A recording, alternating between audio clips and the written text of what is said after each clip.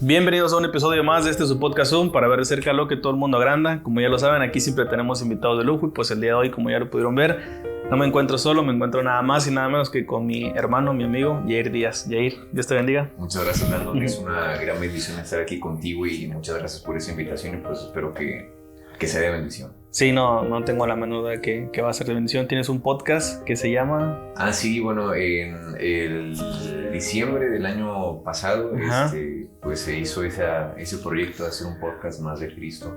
Ya tenía mucho tiempo que quería hacerlo.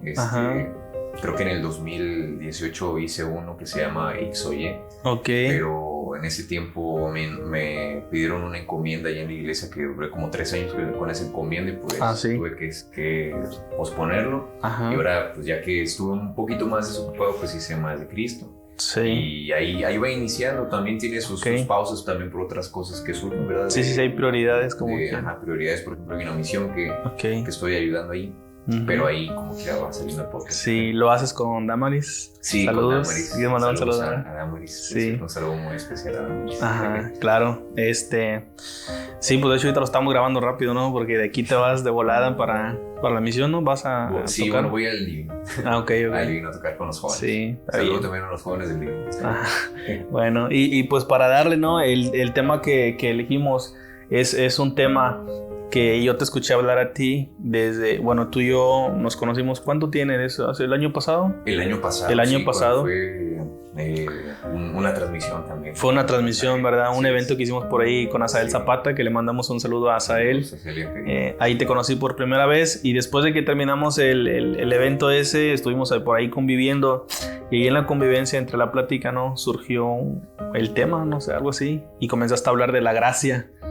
Cuando comenzaste a hablar de la gracia, yo digo, tengo que grabar un podcast con él que hable de la gracia. Y ese día te dije, después de saber cuándo grabábamos esto y lo otro, y pues mira, un año después, aquí estamos. Gracias a Dios, exactamente. Y pues nada, vámonos de lleno al tema. ¿Qué es la gracia, Yair? Queremos que nos expliques. Pues mira, para explicarlo de la manera más sencilla, yo diría que la gracia es un don o un regalo inmerecido.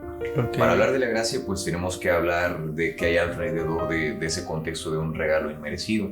Obviamente, pues hablando ya, aplicándolo a la obra de Cristo. Nuestro lugar es de pecadores. Pecadores que incluso nuestra propia existencia es una ofensa para Dios. Órale. O sea, todo el que está viendo este podcast en este momento, en un tiempo... De alguna forma, sí, nuestra existencia era o es una ofensa para Dios porque en nuestra naturaleza está el pecado, el fallarle a Dios, el contradecir, es lo que sucedió en Edén, vivir por uno mismo, ese es el pecado. Todos tenemos esa tendencia ahí siempre al pecado. Exactamente. Todos tiramos para el monte, como dicen por ahí. Todos tiramos al monte, entonces, pues dice la Biblia, o sea, no hay justo, ninguno es justo, todos nos hemos descarriado.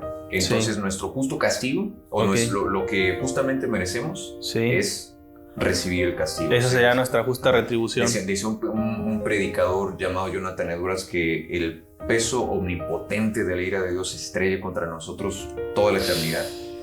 Entonces es lo que merecemos. O sea, diría alguien, pero es que yo ya hago cosas buenas, pero Santiago dice que tú puedes hacer una cosa buena, pero otra cosa haces mal, ya eres pecador delante de Dios, ya todos somos así. Aparte, siendo realistas, por una cosa buena que hagamos, hacemos 20 malas, ¿no? Exactamente.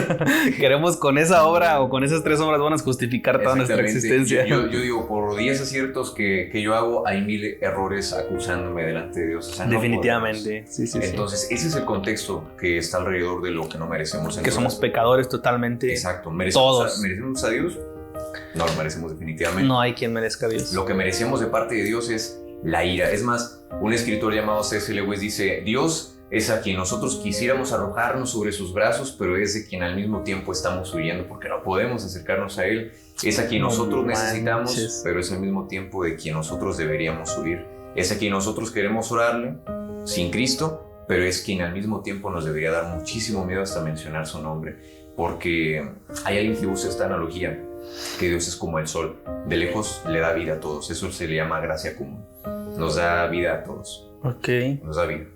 Al malo, y alguno dice la Biblia, hace salir su sol sobre justos e injustos. Está bien, eso es gracia común, pero no es gracia en el sentido de que vamos a hablar hoy, es la gracia salvadora. Pero de cerca Nos pasaría como Isaías cuando tuvo un encuentro con Dios, que dice la Biblia que Isaías vio a Dios en su trono alto y sublime, y en lugar de decir, ay, era hora de ver a Dios, dice, no, yo soy un pecador. O sea, le entró la convicción de pecado, de que no puede estar delante de Dios, me exterminaría. Se sintió completamente indigno. Exactamente. Como te decía, el sol de lejos le da vida a todos, gracias a Dios, pero de cerca nos extermina. Y así es Dios. No porque Dios sea malo, sino porque Él es tan bueno y nosotros tan pecadores que no podríamos estar delante de Él. Pero la Biblia dice que Él nos ama. Entonces, ¿qué hace? No puede decir en un chasquido darnos la salvación, porque eso es incoherente. Ok, ¿por qué sería incoherente? Es incoherente porque Dios es todopoderoso, pero no en el sentido de que haga lo que sea, sino que Dios hace todo lo posible, todo lo que es posible de acuerdo a su voluntad. Por ejemplo, ¿Dios puede crear un círculo cuadrado? No puede, porque Dios no hace cosas incoherentes, está en su naturaleza. Dios no hace cosas incoherentes en el sentido de que, por ejemplo, que exista un soltero casado, un círculo cuadrado, o que huela a color azul, ¿verdad? Incoherentes para la razón humana. Ajá, exactamente. Para nuestro razonamiento humano. Sí, porque a lo mejor alguien pensara de que, bueno, Dios no hará milagros. Bueno, los milagros son coherentes también. Aunque nuestra percepción esto no se puede explicar, pero en la naturaleza de Dios es coherente. Entonces, que un pecador entre al cielo, pues es algo incoherente, o sea, así de la nada. Tiene que suceder algo para que una persona pueda entrar al cielo. Entonces, nosotros mismos no podemos ofrecerle nada a Dios. Nada para merecerlo. Entonces, Dios tiene que hacer algo. Y dice Pablo que desde la eternidad Dios dispuso el Evangelio, que es entregar a su Hijo Jesucristo para que Él muera por nosotros en la cruz del Calvario y que nosotros podamos ser salvos. Eso es la gracia. ¿Merecíamos a su Hijo? No lo merecemos. Pero Él entregó a su Hijo para que el Hijo reciba el castigo, como decía Jonathan Edwards, el peso omnipotente de la ira de Dios cayera sobre Él en la cruz y que nosotros pudiéramos ser llamados justos. Ese es el regalo que no nos merecemos, pero que Dios nos lo da. Por eso se le llama gracia. Jesús era el Hijo de Dios, ¿sí? Entonces, a ver si te entendí. Entonces, como nosotros somos pecadores, no podíamos estar delante de Dios. Necesitaba suceder algo para que nosotros pudiéramos estar delante de Dios. Entonces, la gracia es que Él envió a su Hijo sin que nosotros lo merecíamos. La gracia, podemos decirlo así a grandes rasgos, es el regalo de salvación que Dios nos da inmerecidamente. Estamos hablando entonces ya de salvación. Exactamente. 100% salvación, sí. Así es. Y bueno, la salvación desde luego tiene muchos puntos de vista, por así decirlo. Justificación, santificación, y la justificación también tiene como que muchas repercusiones. Justificar en el sentido posicional, o sea, de que Dios me llama justo a pesar de que no soy justo. O sea, en mi naturaleza no hay justicia, pero Dios me reviste con la justicia de Cristo sin que yo lo merezca, pero lo recibo por la fe en la obra de Cristo. La adopción, por ejemplo, o sea, que seamos llamados hijos de Dios, la dignificación de nuestro ser, que Cristo tomó nuestra naturaleza y al resucitar la dignificó, y por eso se cumple lo que dijo: donde Él está, Él quiere que nosotros también estemos. Y hay muchas cosas que se pueden hablar de la salvación, la regeneración, por ejemplo, que Él nos está volviendo a su imagen. Todas esas cosas que significa la salvación vienen por gracia, por un don inmerecido. O sea, nosotros no hicimos nada más que poner nuestra fe en la obra de Cristo. O sea, si yo nunca he escuchado nada de Jesús y yo creo que me voy a ir al cielo, o quiero saber cómo puedo irme al cielo, al final de cuentas yo creo que eso está en la mente de toda persona, ¿no? La eternidad. Sí. Yo estuve a punto de morir 7 veces y las 7 veces, en los últimos instantes, mi preocupación era: ¿a dónde me voy a ir? ¿A dónde voy ahorita?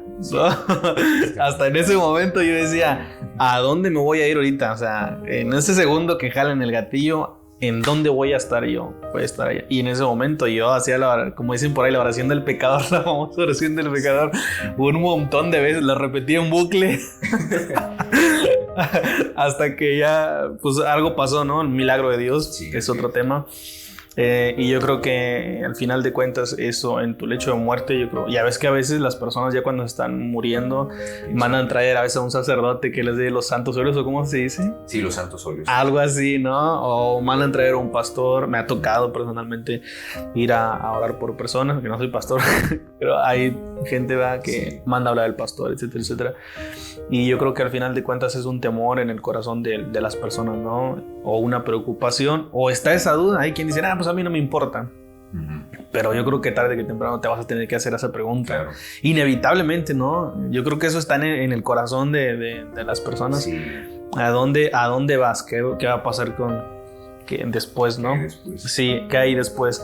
Entonces, todos tenemos esa pregunta, y si yo hiciera esa pregunta sin haber escuchado de Dios, entonces tú me dices que yo sería salvo por gracia. ¿Qué implica eso? La salvación por gracia implica que por obras no podemos nosotros ganarnos al Señor. Dice Pablo en Efesios que no es por obras para que la gloria no sea de nosotros precisamente, sino la gloria de Dios. Pero una persona, para ser salva por gracia, pues obviamente necesita poner su fe en el sacrificio de Cristo. No puede ser salva nada más porque Dios es bueno, ¿verdad? Porque, por ejemplo, hace poquito fue un congreso de jóvenes en Jaumave.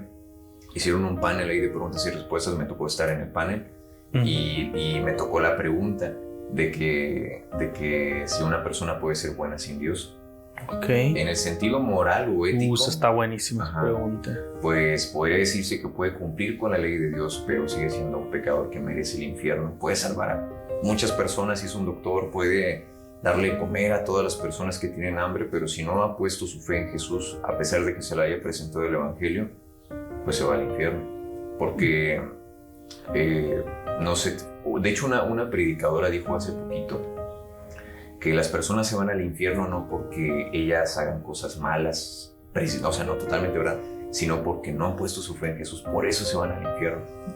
Y alguien que, obviamente que se le presente el Evangelio, ¿verdad? Si se te presenta el Evangelio y tú resistes al Espíritu Santo y no quieres poner tu fe en Jesús, pues en Juan 3:16 al 18 dice eso. Porque no nos gusta escuchar de que de tal manera amó Dios al mundo, ¿verdad? Que dio a su Hijo unigénito. Pero en el 18 es un versículo que muchas veces ignoramos, que dice que todos los que pusieron su fe en el Hijo de Dios ya han sido salvados, pero el que no cree en el Hijo de Dios ya ha sido condenado. O sea, tenemos que poner nuestra fe en la obra que Cristo hizo por nosotros. Ok, ahí me voy a detener y a lo mejor regresar un poquito.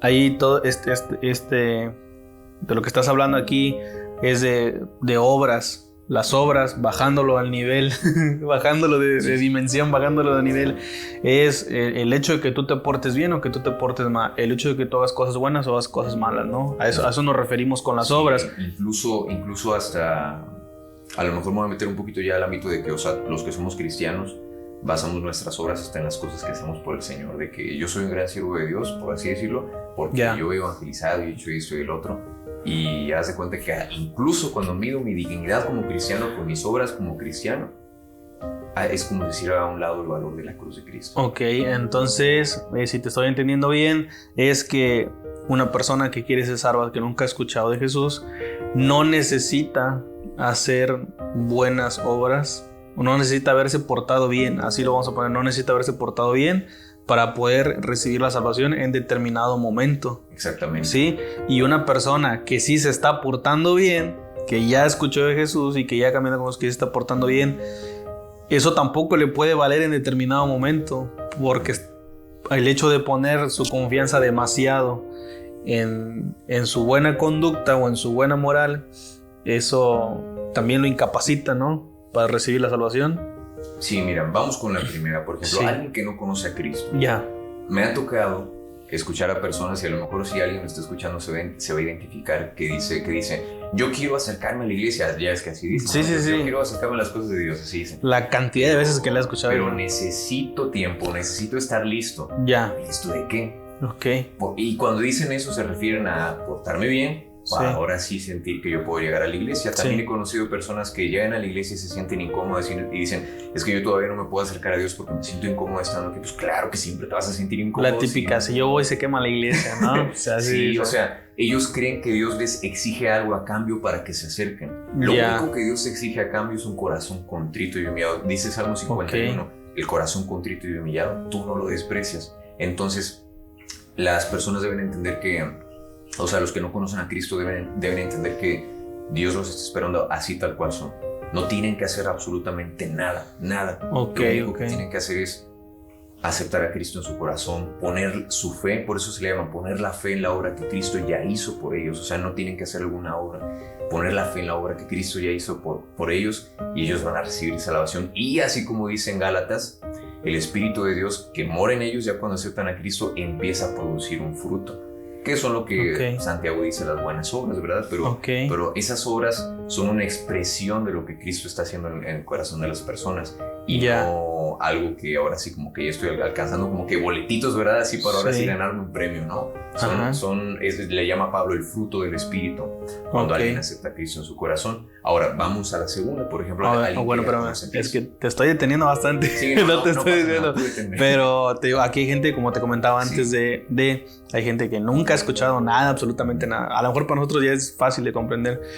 Pero vamos a ver, entonces lo ponemos en este punto hasta ahí, que no necesitas hacer nada bueno para llegar a ese punto culminante en tu vida en el que tú digas, yo quiero ser salvo. Sí. Ahora, hemos escuchado, y a lo mejor suena muy trivial o muy trillado, el aceptar a Cristo en tu corazón. Aceptar a Cristo en tu corazón. ¿Qué implica aceptar a Cristo en tu corazón? Bueno, es una frase que sí es muy utilizada. Sí, de hecho, por ejemplo, pues tú la buscas, no sé, en el Nuevo Testamento y no aparece aceptar en tu corazón. Pero sí recibieron y así, pero es una frase, digamos, occidental y actual, pero aceptar a Cristo en nuestro corazón implica nosotros tenemos que escuchar el Evangelio. El Evangelio es que Cristo murió por nuestros pecados de acuerdo a las Escrituras para que nosotros pudiéramos ser salvos. Él murió por nuestros pecados para que nuestro pecado fuera limpiado, para que nosotros pudiéramos ser llamados hijos de Dios. Y la Biblia dice que Dios lo levantó de los muertos para confirmar que la obra que Cristo realmente era algo de Dios. Y cuando yo soy expuesto a la santidad de Dios y digo, sí es cierto, yo necesito ser salvo, necesito recibir a Dios, yo quiero acercarme a Él, me doy cuenta que todo en mi vida no vale nada más que Dios. Cuando ya llegaste a ese punto. Dices, bueno, ¿cómo me acerco a Dios? Bueno, ahí está la cruz de Cristo, Él murió por ti en la cruz del Calvario. Yo pongo mi fe en la obra que hizo Él por mí.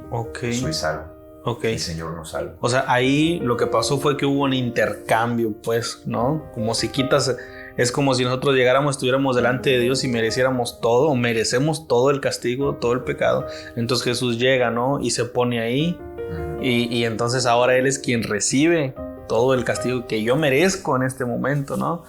Así es. Sí, entonces el tú creer y decir, yo creo, Jesús, yo creo que tú realmente moriste por mí, que yo merecía estar ahí, pero tú estuviste ahí, ¿no? Que todo el peso del castigo que yo merecía, pues ahora recayó en Cristo Jesús, ¿no? Así es. Ya lo dice Romanos, que si confesares con tu boca que Jesús es el Señor y creyeres en tu corazón que Dios le levantó de los muertos, serás salvo, dice la Biblia. O sea, ese pasaje quiere decir, no así como que pronunciar una palabra mágica, ¿verdad? Sino que cuando, o sea, de corazón tú entiendes que Jesús es el Señor y de corazón entiendes que o sea, lo que pasó de que murió por nuestros pecados y crees que Dios lo levantó de los muertos, o sea, tú recibes la salvación. Claro. Que muchos a veces te dicen la oración de fe y ya que ya después de la oración de fe tú ya eres salvo. Pues sí y no. Porque hay muchos que hacen la oración de fe y no saben lo que están diciendo. Pero cuando realmente así como que te cae en mente de que sí es cierto, o sea, por ejemplo, Paul Washer platicaba que una vez a su iglesia llegó un señor que tenía los días contados y iba a morir, no me acuerdo qué enfermedad tenía. Y él dijo que él se quería ir al cielo. Entonces Paul Washer lo citó por varios días durante la semana para hablarle de la Biblia.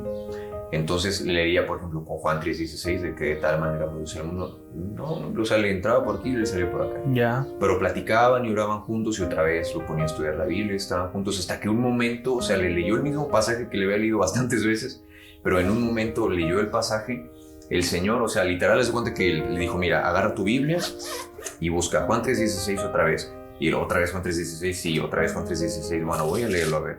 Y ya lo está buscando y empieza a leer. Porque de tal manera amó Dios al mundo, y como que se queda así pensando, amó Dios al mundo, que ha dado su Hijo unigénito para que todo aquel que en Él cree Y se queda así el Señor otra vez, como que le cayó el 20. O sea, lo que es el Evangelio. Y se quedó así el Señor. No inventes. O sea, soy salvo. O sea, si yo creo en Jesús, soy salvo. O sea, el Espíritu Santo le quitó el velo. Y entendió el Evangelio. Puedo entenderlo con ese simple... Sí, o sea, ahí también está la participación del Espíritu Santo. Que el Espíritu Santo toque nuestro corazón cuando somos expuestos al Evangelio. Y Él es el que nos expone el Evangelio. Y siempre que se predique el Evangelio a alguien que no conoce al Señor, pues ahí es el Espíritu Santo. Porque la Biblia dice que el Evangelio es el poder de Dios para salvación. Entonces alguien que quiera aceptar a Cristo en su corazón, pues ponga su fe en la obra que hizo Él. Y si alguien que esté escuchando eso siente ese cosquilleo de que yo necesito a Dios, pues es el Señor el que está tratando con él y tiene que reconocer lo que Cristo hizo por él o por ella en la cruz del Calvario y recibir en su corazón eso, decir de todo corazón: yo creo en la obra que tú hiciste por mí en la cruz, Señor, y yo creo que tú me puedes hacer tu hijo. Ok, nada más, a eso se le llama poner fe, ¿no? Poner la fe en el Señor. Poner la fe, simplemente creer que ya está hecho, que si había algo que pagar por todo ese pecado, ya está pagado. O sea, en pocas palabras nos estás diciendo que la palabra nos dice que ya está todo pagado. No se debe nada. Todo el precio o el castigo por la maldad que hemos hecho, Jesús, como quien dice, saldó toda la cuenta. Entonces nosotros ya no tenemos nada que hacer al respecto, simplemente creer que ya, o sea, pues está fácil. Si lo pones de esta manera. Es bien fácil, pero en la práctica es bien difícil de llevarlo a cabo. Porque todos tenemos culpas. O sea, yo he tenido bastantes fallas. Ya. Incluso siendo cristiano, yo le fallo muchas veces al Señor y a veces no creas, o sea, tú fallas y dices, ya no puedo orar porque le falla al Señor. Claro. Y es tanto nuestra culpa como la voz mentirosa del diablo que nos quiere alejar, pero para eso siempre tenemos que aferrarnos a la cruz. O sea, yo creo que lo que yo hice, el Señor ya lo pagó, o sea, solo tengo que aferrarme y el Espíritu Santo estará obrando en mí, pero no dejar de abrazarme de la cruz. Ok, esa es la gracia, es ese regalo. Dios nos hizo ese regalo y siempre se le añade inmerecido, porque absolutamente nadie, no hay una persona que se merezca ese regalo tan grande, tan hermoso que es la salvación, ¿no? Por eso es gracia, porque es un regalo que no merecíamos, mas sin embargo Dios le plació dárnoslo. No hay una persona que se lo gane, ni por ser la persona más buena del mundo. Nosotros se lo puede ganar. Nadie se lo puede. No podemos. Y eso es lo que hace a Dios maravilloso. O sea, que hay un cuando dice que maravilloso es cuando siento que Dios me ama. O sea, yo veo la cruz y yo veo la justicia de Dios revelándose, pero el amor de Dios también. O sea, yo veo que yo no podía acercarme a Él, pero Él decidió acercarse a mí a través de Jesucristo. O sea, esa es la maravillosa implicación de la gracia, que no podemos hacer nada, pero Dios sin embargo lo ha hecho todo. Sí. Y que con una sencilla oración y una fe sencilla pero profunda, se puede acercar a Él. Sí. Es como si Dios estuviera en medio de una casa, como ya ves que se está quemando una casa grande y hay llamaradas grandísimas, y si tú quieres entrar a la casa necesitas un traje especial, ¿no? Es como si Dios, yo soy este fuego tan grande que si te acercas a mí te vas a quemar, ¿verdad? Obviamente no puedes entrar, pero te provee de un traje, ¿no? Para que ahora sí ya te puedas acercar. Yo creo que un ejemplo muy bueno de eso, hablando así de las llamas, es por ejemplo Isaías 6. Dice Isaías 6: en el año en que murió el rey Usías, vi yo al Señor sentado en un trono alto y sublime. Habla de la santidad de Dios. Y dice la Biblia que sus faldas llenaban el templo. O sea, su autoridad era inmensa. O sea, su corazón sintió la autoridad de Dios. Y luego dice que había serafines. Dicen en la teología sistemática que los serafines son los seres más poderosos que Dios ha creado. Y a pesar de que eran los seres más poderosos, dice la Biblia que tenían 6 alas. Con 2 cubrían sus rostros, o sea, en reverencia ante Dios. Y con otras 2 alas cubrían sus pies, y pues con las otras 2 volaban. Entonces, no eran así como serafines de la novela, ¿no? De que, no, eran seres que tú los veías, te imponían miedo. Dice la Biblia en Isaías que Isaías escuchaba a los serafines cantando: Santo, Santo, Santo, Jehová de los ejércitos, toda la tierra está llena de su gloria. O sea, y que cuando cantaban, dice Isaías que la tierra temblaba. Cuando alababan a Dios. Sí. Imagínate, si esos seres poderosos alababan a Dios, te infundían miedo. Imagínate ver a Dios. No, o sea, y dice la Biblia que la casa se llenó de humo. Y la Biblia dice que Isaías, o sea, fue consciente de la santidad de Dios, que Isaías le entró un miedo indecible. ¿Qué dijo? ¿Qué estoy haciendo aquí? Un miedo horrible, sí. Él sabía que no podía estar ahí en la presencia de Dios. Por eso Isaías dijo, ay de mí. Cuando la Biblia dice ay, ya sea ay de mí o ay de alguien, es algo feo. O sea, entra la música más tenebrosa y sabes que ya valiste. Ya caminaste. Ya caminaste. Entonces Isaías dice, ay de mí, que soy pecador, de labios inmundos, y aparte vengo de un pueblo de labios inmundos y mis ojos han visto al Rey de Gloria. O sea, ya, aquí caminé. Pero luego dice la Biblia que Dios, en lugar de, por ejemplo, de que hiciera que cayera un rayo sobre Isaías y lo mandara al infierno, dice que Dios le habló a Isaías y le dice, bueno, sucede que uno de los serafines toma un carbón encendido del altar y lo pone en la boca de Isaías. Y le dice a Isaías, he aquí, es quitada tu culpa y quitado tu pecado. O sea, aquí hizo Isaías nada. Dios en su misericordia hizo eso. Claro. Y ese carbón encendido es Jesús. ¿Sí te das cuenta? Sí. Él es Jesús. Que te capacita. Porque, por ejemplo, Isaías, como un buen judío, sabe que no tiene que estar ahí. Imagínate, por ejemplo, en el Nuevo Testamento, los leprosos, las prostitutas, los sicarios, los celotes, por ejemplo, los religiosos, no podían tocar a una persona. Por ejemplo, un leproso no podía tocar a un sacerdote, porque el sacerdote se hacía inmundo. Pero imagínate ahora a Jesús tocando leprosos, tocando, por ejemplo, yo imagino que tocó la cabeza de la prostituta y la restauró, la limpió, tocando enfermos, la mujer de la matriz, o sea, esparciendo su santidad a todo el mundo, y no hicieron nada. Eso es gracia. Eso es la gracia. Es la gracia del Señor. Es ese carbón encendido que sigue tocando los labios inmundos de todos nosotros, purificándonos. Y en lugar de que nosotros le transmitamos lo malo, Él nos transmite su bondad. Por gracia. Eso es la gracia. Ok. ¿Qué pasa, Yair? Si yo digo, ok, Yair, ¿sabes qué? Pues ya yo me aventé el podcast, todo bien. Ok, Señor, yo creo. Yo hoy creo con todo mi corazón que Jesús hizo esa obra por mí. Yo recibo a Jesús en mi corazón. Bueno, los que hemos pasado por ese momento, es una paz. Se te quita una carga y es una paz, una tranquilidad hermosa. O sea, que no tiene comparación. Como dice la Biblia, que sobrepasa todo entendimiento. Pero el día de mañana me voy, salgo de la iglesia, por ejemplo, si lo fuera una iglesia, salgo de ahí, el día de mañana me voy e inmediatamente cometo algún error, hago algo malo y hijo eso. ¿Ahora qué? ¿Y ahora qué? ¿Ya perdí mi salvación? ¿O qué onda? ¿Qué pasa? O sea, yo estoy seguro que hay mucha gente que se puede desesperar y como decías tú hace rato, o sea, hay un sentido de culpa. Y hijo, eso, o sea, ya es una culpa, ¿no? La que se siente. Entonces ahí que procede. Bueno, para responder a esa pregunta les voy a platicar un testimonio que yo viví precisamente, ¿sí? Yo cuando entré a la universidad me alejé de Dios. Me alejé de Dios y no hice así cosas muy malas, o sea, simplemente me alejé de Dios. Me gustaba ahí andar de noviero y eso, con amigos, amistades que no eran buenas.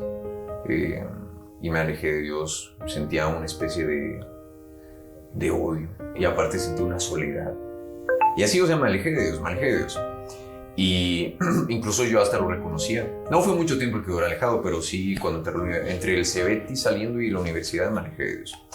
Entonces, y aparte porque estaba pasando por un proceso muy fuerte que o sea, yo no supe cómo sostenerme del Señor, porque si pasa, muchos nos alejamos, que nos pasa algo malo y no sabemos cómo digerir eso, porque estamos muy verdes, por así decirlo, muy niños en el camino de Dios. Y creemos que la solución es alejarnos, pero no, es el peor error.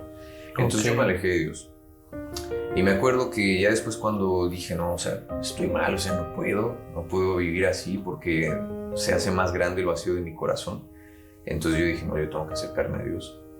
Pero mis culpas no me dejaban, porque decía, yo he hecho esto, yo he pensado estas cosas, yo he dicho esto, o sea, no me puedo acercar a Dios, ¿qué hago? Entonces yo me acuerdo que no sé, me vino a la mente ese recuerdo de la Biblia de que, o sea, por gracia somos salvos, tienes que acercarte a Dios así como estás, porque Él te acepta así. Y yo decía, o sea, como que me resistía a la voz de Dios. Y decía, es que no puedo, o sea, yo he hecho esto, ya no soy digno de ti. Y esa voz insistía de que no, hasta yo me sentía como si fuera parte del clan del diablo, por así decirlo, o sea, del mundo, ¿no? Pero esa voz de que no, acércate a Dios tal cual eres, acércate a Dios y acércate a Dios, es la gracia. Sí. Y yo me acuerdo que llegué a mi casa de la universidad y llegué al sofá y era de noche y dije, bueno, voy a orar. Oré como 5 minutos. ¿Qué crees que pasó? ¿Qué pasó? Nada. No pasó nada. Pero yo fui sincero con Dios y dije, Señor, la verdad no tengo ganas de orar, pero yo sé que estoy mal, pero sé que te necesito a ti y pues ayúdame. Sí. Y oré nada. Al día siguiente volví a llegar a orar como 2 minutos. ¿Qué crees que pasó? Nada. Y al día siguiente no pasaba nada, y al día siguiente nada. Y sabes que cuando acordé, fundé una célula en la UAT. Cuando acordé, fui líder de jóvenes en la iglesia. Cuando acordé, estaba en el instituto. Cuando acordé de esas veces de que, o sea, no pasó nada así de rato, pero progresivamente Dios fue haciendo la obra en mí. Y entendí eso, o sea, que es por gracia, que somos salvos y que cuando le fallamos a Dios, no debemos encerrarnos, dice Paul Washer, en nuestra cajita de culpa y estar ahí aislados y luego, ya que se me pasa, me acerco a Dios. No, inmediatamente correr a la gracia de Dios, porque la culpa es terrible. La culpa es muy terrible, que cuando tú le fallas a Dios, piensas que lo mejor es hacerle como Jonás, irte corriendo hasta el otro extremo. Claro. No, arrojarte a la gracia del Señor, arrojarte a su perdón. Es que he hecho esto 1000 veces, tú sigue perseverando, porque... Por ejemplo, alguien diría, es que yo estoy luchando contra la pornografía y ya volví a caer y ya mejor me alejo de Dios, ya he caído como 100 veces. No, esas 100 veces que te alejaste, esas 100 veces acércate al Señor y Él a su tiempo va a hacer la obra para limpiarte. Es que ya dije maldiciones otra vez, tú acércate al Señor. Esas 100 veces ya te perdonó Dios. Claro. Ok. O sea que la gracia no es solamente para el momento, ese momento culminante en el que tú aceptas a Cristo en tu corazón. Así es. La gracia sigue suministrando perdón para tu vida. Exacto. Todas las veces.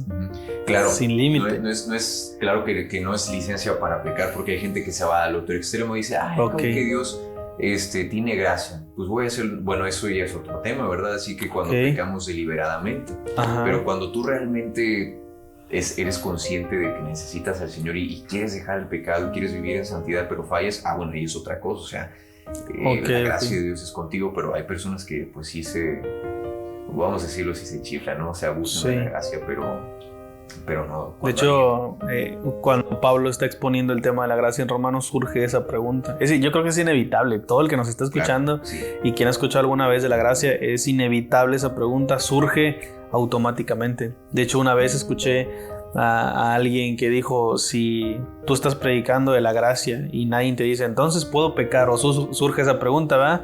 Entonces puedo pecar y no pasa nada. Entonces dicen, si esa pregunta no surge, no estás exponiendo de la manera correcta la gracia. Sí, claro, porque vamos empezando y si escuchamos la gracia, por ejemplo, decimos, entonces puedo pecar. Si Dios me va a perdonar todos mis pecados, entonces yo puedo perdonar. Como si fuera una especie de tarjeta de crédito que te dan. Claro, sí. Pero pues no. Más que nada es la actitud del corazón.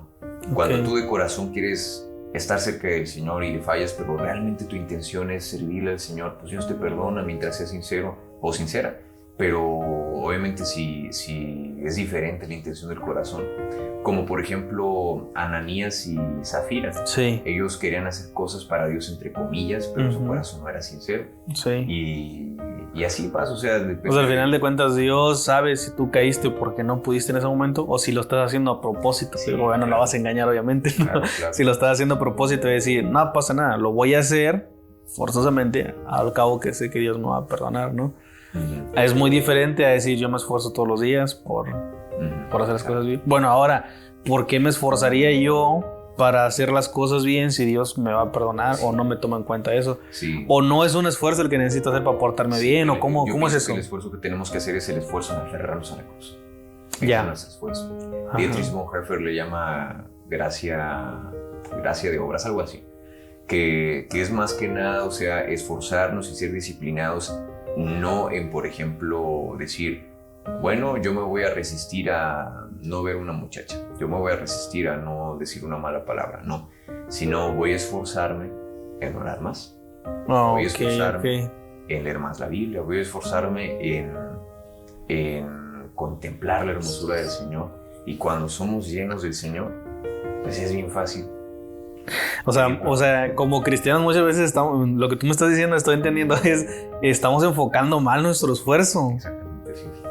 O sea, nos enfocamos demasiado en hacer buenas obras, en portarnos bien.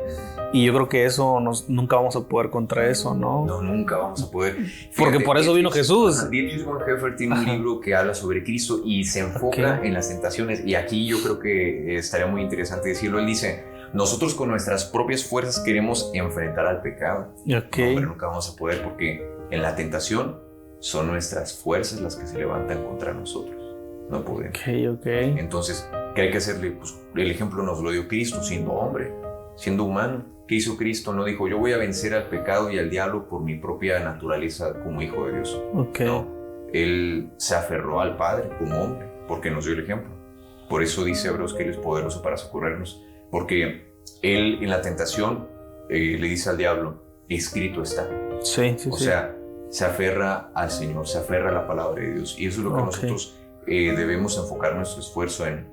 Aferrarnos a la cruz, aferrarnos a la palabra de Dios, aferrarnos a la oración, aferrarnos al poder del Espíritu Santo. Por eso Pablo dice, con Cristo estoy juntamente crucificado, o sea, mis propias fuerzas también están crucificadas, por eso ya no vivo yo, Cristo vive en mí. Pero tenemos que esforzarnos en morir todos los días a nosotros, o sea, en que, por ejemplo, si el Yair antiguo se levantaba y veía el Facebook luego, pues no, o sea, sino levantarme y orar, levantarme y leer la Biblia, levantarme y llenarme de Dios. Y automáticamente va a ir desapareciendo, ¿no? Poco a poco esa inclinación hacia hacer siempre lo malo, ¿no? Por ejemplo, platicaba con un amigo y me decía, hey, pero ¿a poco tú no? Es que yo no puedo dejar esto. ¿A poco tú no batallas con esto? ¿A poco tú no batallas con otro? Y yo no lo había pensado, pero me puse a pensar que pues no batallo con eso. ¿Por qué? Pues no es que yo sea santo, pues dije, me puse a pensar, pues que yo no batallo con eso. No, pues que yo no batallo. Ay, no te creo, hombre, que mira, que que otro. Pues no batallo. Y me puse a hacer una introspectiva, a ver, me dije, pero ¿por qué no batallo con eso? Y dije, pues no sé, a lo mejor como dices, y ya después entendí, pues que si tú te vas enfocando en Dios y en Jesús y en estar buscándolo a Él, y eso automáticamente como que pasa a segundo término y ya ni siquiera batallas, ¿no?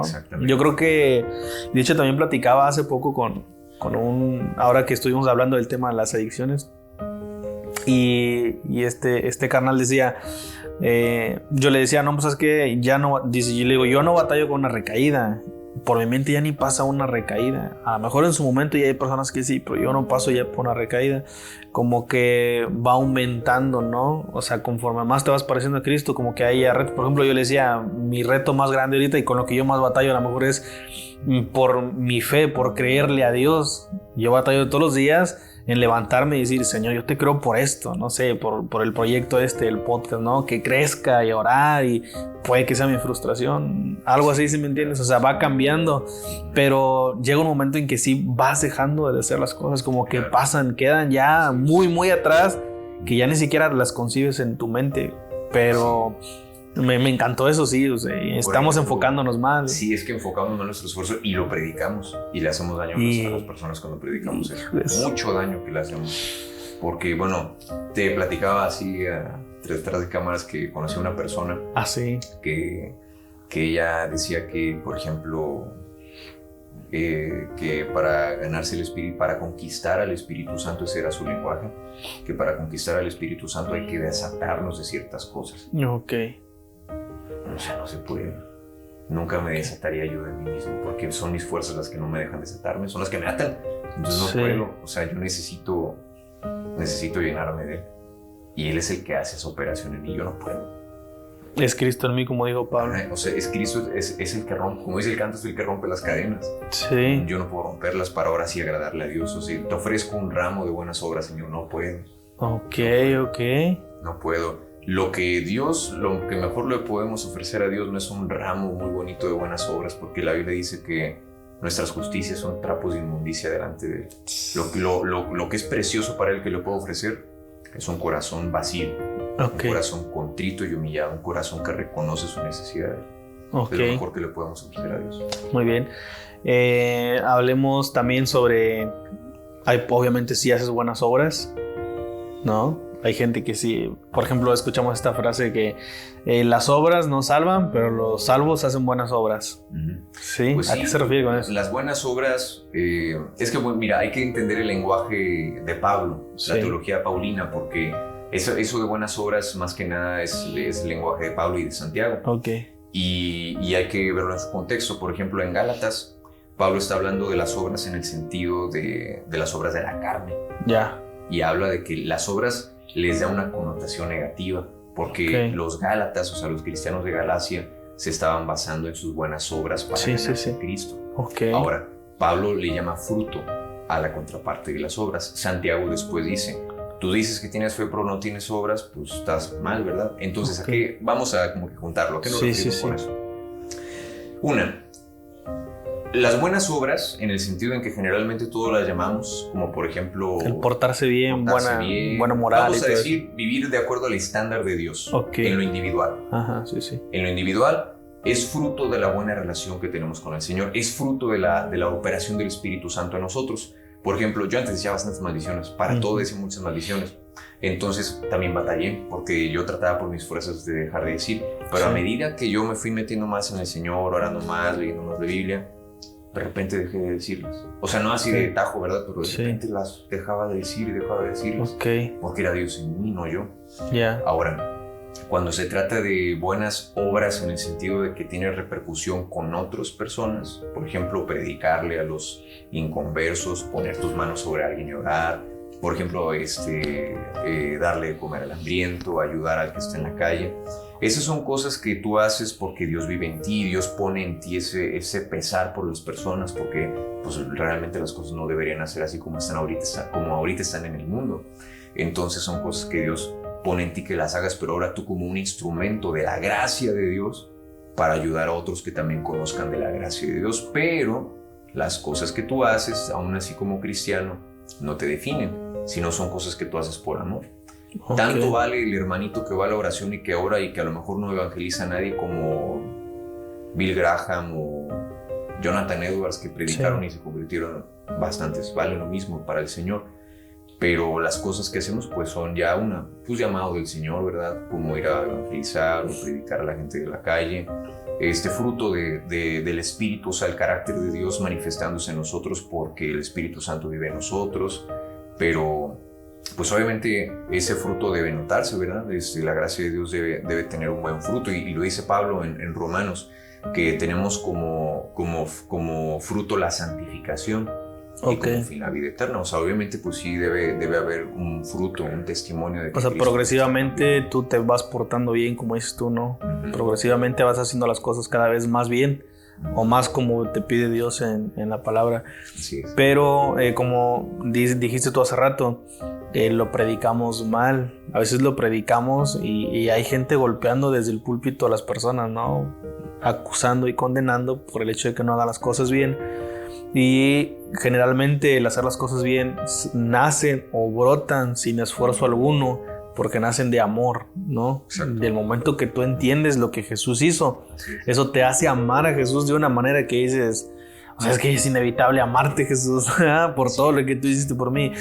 Y las buenas obras, la buena conducta, el hacer las cosas bien, van brotando en automático, ¿no? Sí, o sea, fruto de ese amor que tú sientes por Dios, ¿no? Te hace amar a Dios de una manera que quieres obedecerlo. Así es. Es que a veces, por ejemplo, nos fijamos en cosas muy superfluas, por así decirlo. De que, por ejemplo, queremos predicar más de cómo deben vestirse las mujeres en lugar de hablarles del amor y la pureza de Cristo. Cuando, por ejemplo, si una mujer llega indebidamente vestida, pues en lugar de condenarla, pues hay que hablarle más de Cristo, y a medida que ella conozca a Cristo va a cambiar. O sea, o por ejemplo, si los jóvenes se están portando mal, pues en lugar de hablarles de tips de noviazgo, de ese tipo de cosas, hay que hablarles de Cristo, del Evangelio. Obviamente pues el Evangelio se aplica a muchas cosas prácticas, pero que realmente el fundamento es el Evangelio, y cuando conocen el Evangelio, lo que cambia por dentro se nota por fuera. No podemos hacerlo al revés, porque no se puede. O sea, simplemente estaríamos pues enseñando reglas en un colegio militar o una escuelita o algo así, pero no realmente la iglesia. de Dios. Sí. Y la iglesia de Dios debe enfocarse en hablar del evangelio. Y lo demás, pues, se expresa, ¿verdad? Pero, o sea, el evangelio es lo que transforma a las personas. No tips de cómo dejar de decir malas palabras o tips para dejar de ver pornografía. Pon tu celular en silencio. No, háblales del evangelio. Okay. Ya lo demás es práctico, ¿verdad? Pero hay que hablarles del evangelio. Inevitablemente el cambio se va a dar. Entonces, para alguien que, volviendo al inicio otra vez, que decía, pues hasta que yo me porte bien, hasta que llegue las cosas bien, me voy a acercar a la iglesia, me voy a acercar a Dios, pues no, realmente no. Y aún si ya estás ahí, es que también a veces por tratar de encajar en la iglesia o en la organización nos esforzamos de más. Decimos, no, pues ya estoy aquí, bueno, pues como todos los de la iglesia se visten de tal manera, pues yo también me voy a vestir, ¿no? Por tratar de encajar. Y yo creo que eso es algo muy insano de nuestra parte, el por encajar y quererlo hacerlo rápido. O a veces nosotros mismos desde la iglesia miramos mal a la persona porque no estamos en la misma sintonía. Entonces eso lleva a hacer una aceleración y no se hace un debido proceso. Como dices tú, ¿cuál proceso? Pues el de conocer a Cristo. Entonces si tú llegas a una iglesia y tú te sientes como el granito como un frijol en medio de un arroz, ¿no? O como la oveja negra ahí, o sea, que no te importe, más bien tómate tu tiempo. Tómate esa pausa y ese tiempo, comienza a conocer de Dios, comienza a conocer a Cristo, la persona de Cristo, la obra, la gracia de la que estamos hablando. Que no te importe tu condición, que no te importe tu físico en un inicio, y ahí quédate, ¿no? O sea, quédate, no te muevas y no te esfuerces tú mismo por decir, pues por tal de que no me vean mal, hombre, ya. No, porque eso después terminas brincándote un proceso, ¿no? Y al final de cuentas vas a desistir porque ni siquiera conocías a Cristo, nunca conociste a Cristo. Entonces, si tú estás en esa condición, pues que se tome su tiempo, ¿no? Tómate tu tiempo, conoce a Cristo, discipúlate, ve creciendo en la fe. Y sin que, como dices tú, sin que te des cuenta, ya ves tú, sin que me diera cuenta, dices tú, ya estaba compartiendo en una célula, ya estaba predicando la palabra sin que te des cuenta. Pero pues te estás hablando de que te tomaste un tiempo de todos los días, orar todos los días. Exactamente. Es que eso es lo importante, o sea, que el esfuerzo está en buscar a Dios, o sea, en llenarnos del Señor. No en, por ejemplo, decir, bueno, yo voy a hacer cosas buenas o algo así, sino yo voy a esforzarme en llenarme de Cristo. Te digo algo así que le compartí a los muchachos de Jaumabe. Para nosotros poder, por ejemplo, llevar esa vida que comentas, o sea, de vivir en santidad y eso, tenemos que conocer nuestro lugar. Es que no me gusta usar mucho la Biblia. Soy como, dicen que soy un viejito en el cuerpo del Señor, pero es que a mí me... por favor, adelante. Me gusta bastante. Ajá. Digo, me sé el versículo, pero me gusta leerlo. Ajá.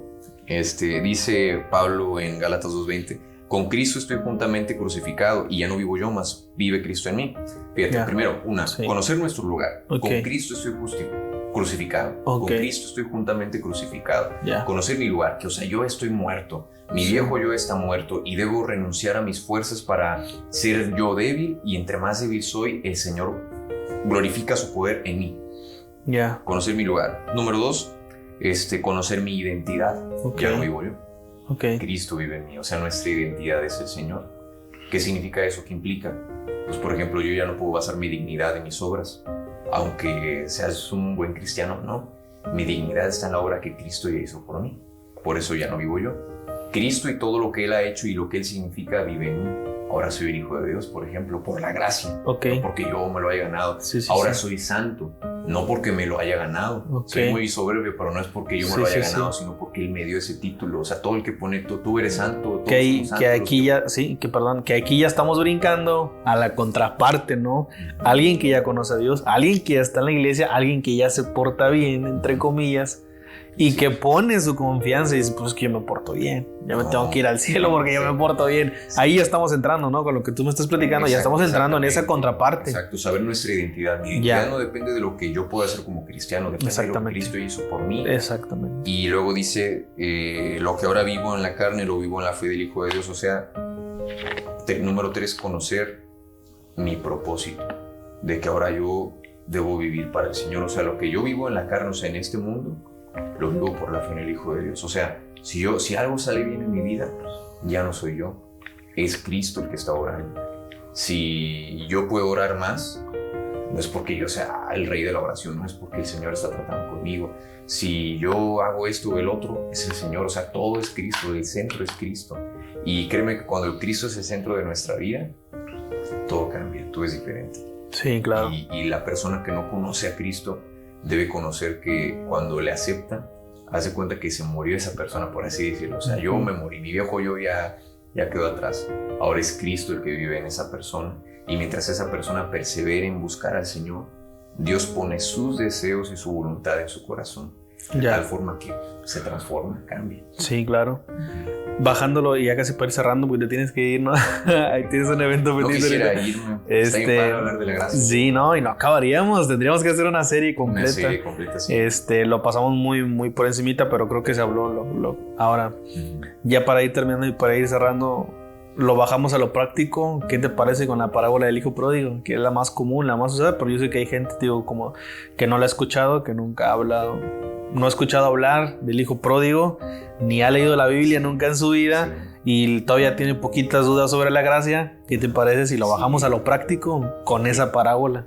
Digo un contexto antes. Ajá. Por ejemplo, en el podcast de Más de Cristo, sí. Sí, no, dale. Iniciamos hablando de la Reforma. Ya. Y, por ejemplo, algo que pasaba en la Reforma es que había mucha gente en ese tiempo, en el 1510 y tantos, había mucha gente que quería acercarse a Dios, pero tenía ese problema. Que decía, pues, ¿qué hago? Sí. En mis obras, por ejemplo, Martín Lutero así se golpeaba la espalda con todo y se sentía todavía, o sea, hacía todos los ritos que la iglesia le ponía y no se podía acercar.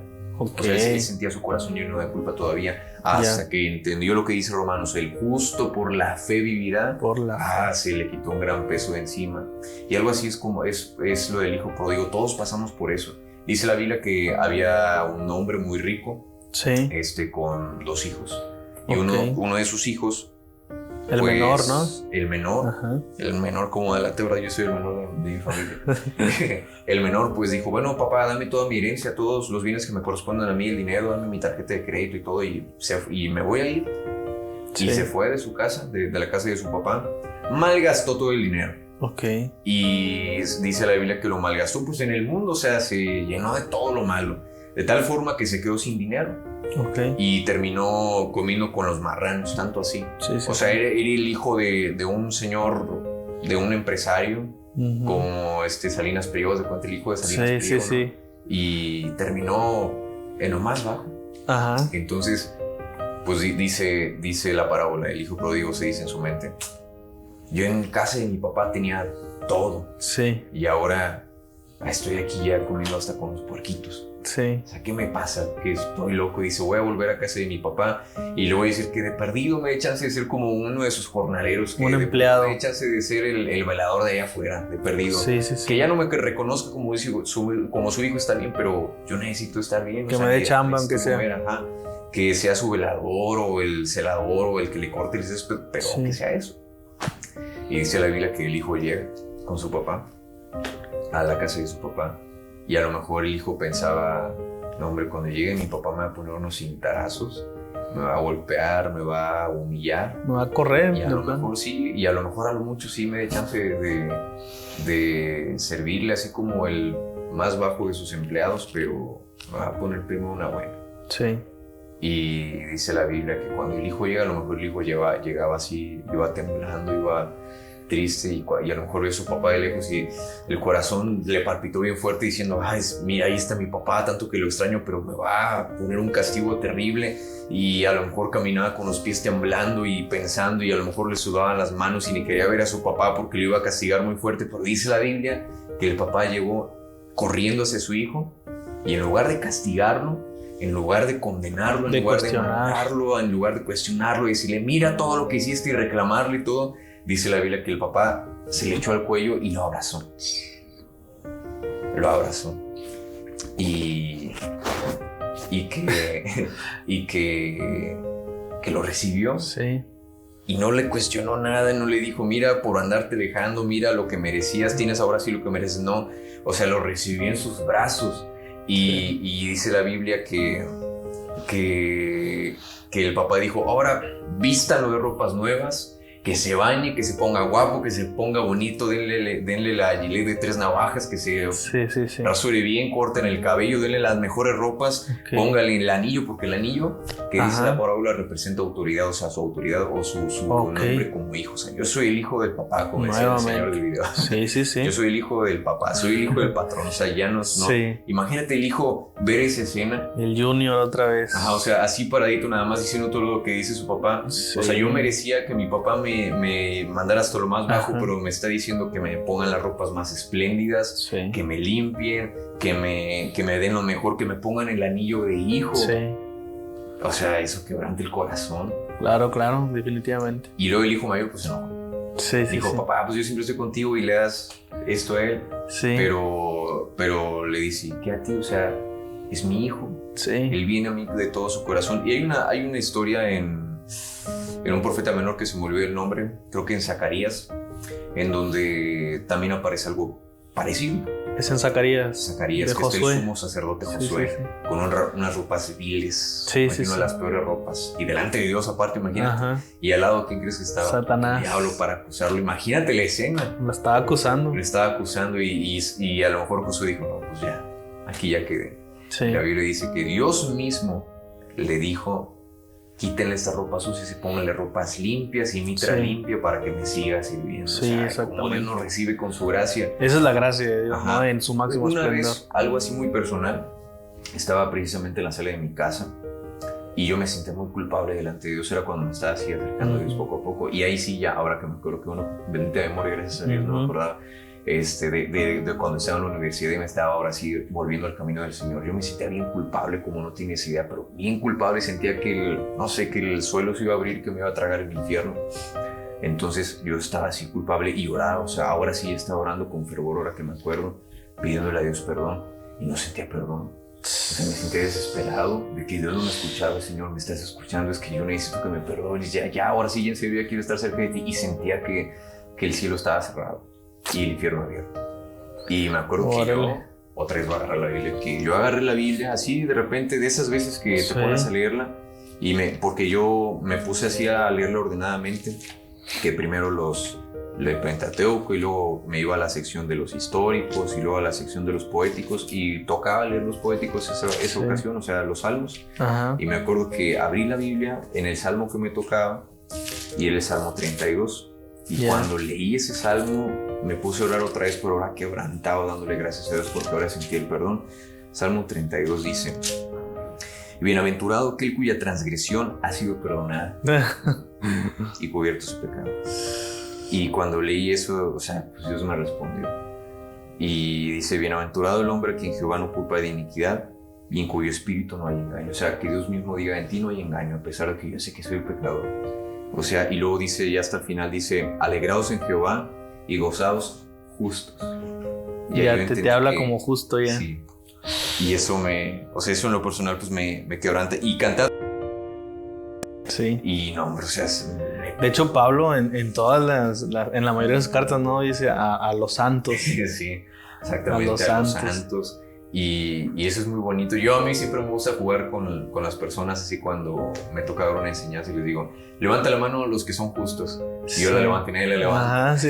Nada más para, o sea, porque digo, entre juego y juego, pero como dicen, entre broma y broma. No, y si lo llevas a santos, a ver, ¿quién se cree santo aquí? Sí, dice, no, nadie la va a levantar. Exactamente. y de alguna forma como que es juego, pero te das cuenta cómo piensan. ¿Cómo piensan? Sí. No nos vemos santos. Si tú dices, a ver, levanta la mano. Me ha tocado a mí que muchos pastores les dicen: a ver, ¿quién se cree santo? Y la mayoría no la levanta. Ajá. Hay un problema ahí, ¿estás de acuerdo? Hay un problema. ¿Por qué? Así rapidito ya para ahí no te dejo ir. Porque yo digo que les enseñamos mal. Ya. Les enseñamos a hacer buenas obras. Exactamente. Esforzarse en ser buenos, aparentemente, en lugar de esforzarse en ser hijos de Dios, porque no es lo mismo. Ser bueno, o sea, si yo lo digo en mi lenguaje, no es lo mismo ser bueno en obras a ser hijo de Dios. Sí. Y yo creo que tenemos que esforzarnos en ser hijos de Dios, en orar más, en llenarnos más del Señor, en buscarlo más a Él y tener la actitud del publicano. Sí. Un corazón sincero, un corazón contrito. Pero entonces, ¿sí somos santos? Somos santos. Sí, somos santos. O sea, para acabar ya con la polémica de esa pregunta, y por si te llegan a preguntar en la iglesia si sabes o no. Si tu fe en Jesús, ajá, tú eres santo. Tú eres santo. Sí. Claro, Él está haciendo la obra también de santificación. Sí, claro. Pero tú eres justo, o sea, te ha dado el título de justo. Dios te ha declarado justo. O sea, fíjate, Dios mismo, no fue ni el pastor, ni la iglesia, ni nadie.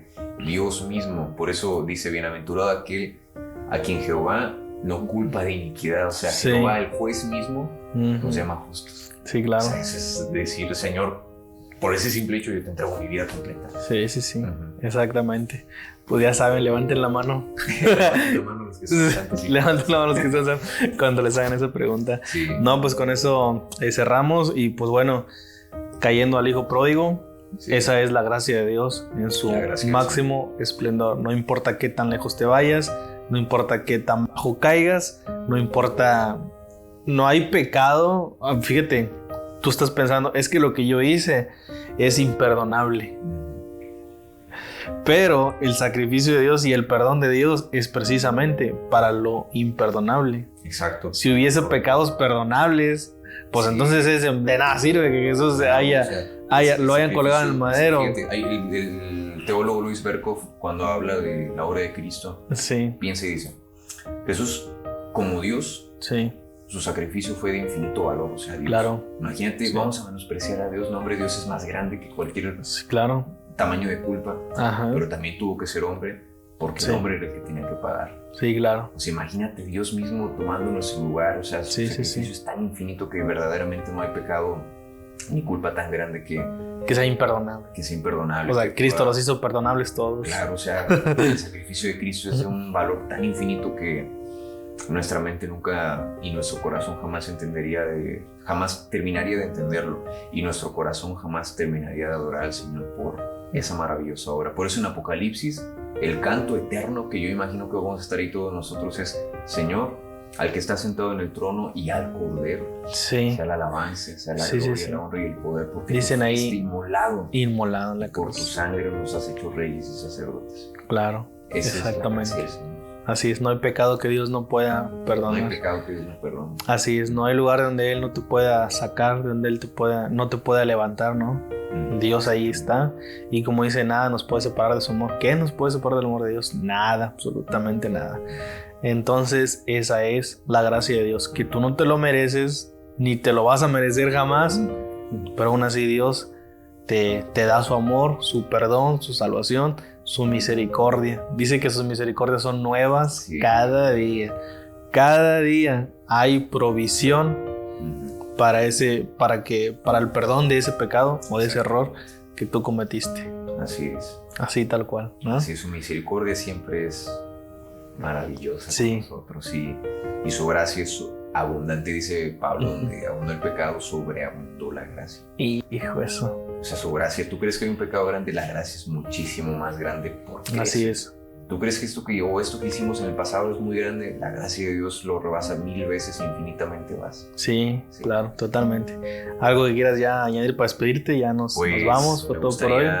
Pues decirle si hay alguien que escucha este podcast que cree que necesita cambiar para que Dios lo acepte, que sepa que es al revés, que tiene que acercarse así tal cual es al Señor, con un corazón sincero, y Dios es el que te va a cambiar y te va a transformar.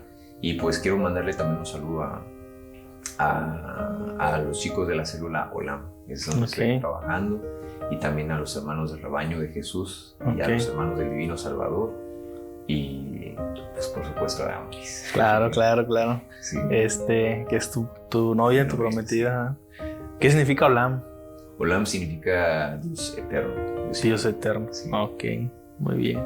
Perfecto. Pues muchas gracias por estar al pendiente de contenido. Yair, nos despedimos. Adiós, un gusto saludarlos y gracias por este espacio. Bendiciones.